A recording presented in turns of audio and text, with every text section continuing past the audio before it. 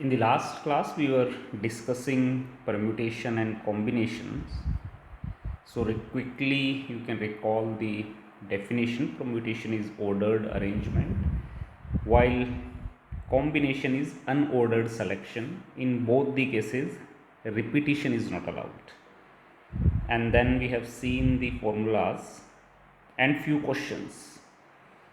So let's see few more questions. The first one says that how many arrangements of 7 letters in the word systems having E occurring somewhere before M.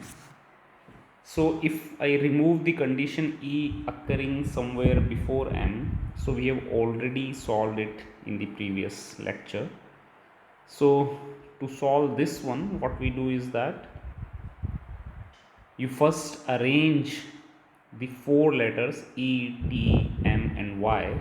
So out of 7 letters, you arrange 4 letters and the remaining 3 positions will be filled by S. But now there is a condition E occurring somewhere before M, and total you can say there are 7 positions. Now E occurring somewhere before M, this is one possibility, or the other possibility is M is occurring before E. So there are only 2 possibilities. It means that half of the solutions are having E coming before M and half of the solutions are the ones where M is coming before E. So total solutions and total arrangements are P7, 4, and we just need the case when E is coming before M. So therefore if we divide P7, 4 by 2, we will get the required answer. The next one says that inspector marks A and U. So how many different sequences A and U's are possible, which means we are looking for binary sequences made up of A and U, where third U is 12th letter in the sequence. So total we are looking for 15. So let's say this is your 12th position and it's given U is already there. It means that in the first 11 positions there are only 2 U, because this is the third U, which means that we just need to see that in how many ways these 2 U can be placed in 11 position, and since both the U are identical, so it can be done in 11 C2 ways, which means once you place the 2 U, then the remaining positions will be filled by A's. Now at 12th position U is already there, so we need to see what happens in last 3 positions. So for last 3 positions both the things are open. A can come or U can come. A or U. A or U. So it means that each of the position has 2 possibility. Therefore we multiply by 2 raised to the power 3.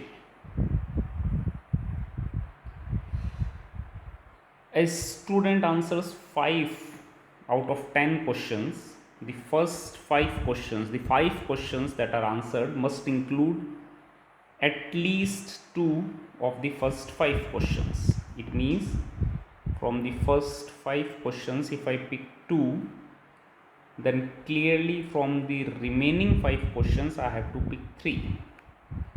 But since it is saying at least 2, it means 3 can also be picked from first 5 and 2 must be picked from the last 5, and there are similarly 2 more cases. So in total 4 cases are there. That's why addition principle has been used here.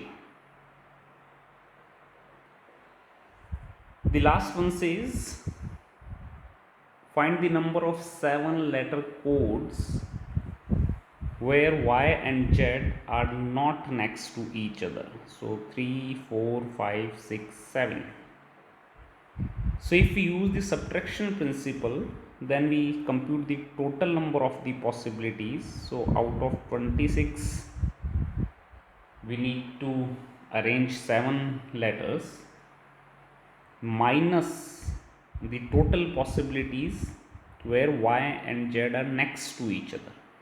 Now if y z are next to each other, we can consider y z together something like this, which means we have 6 positions, and among these 6 positions, one of the position is filled by yz, which means that the remaining 24 positions,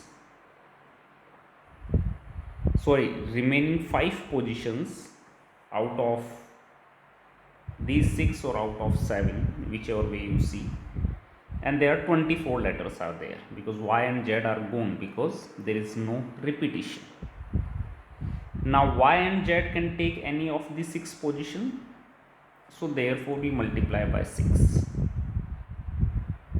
So if it is clear to you, then I say that the answer is not correct.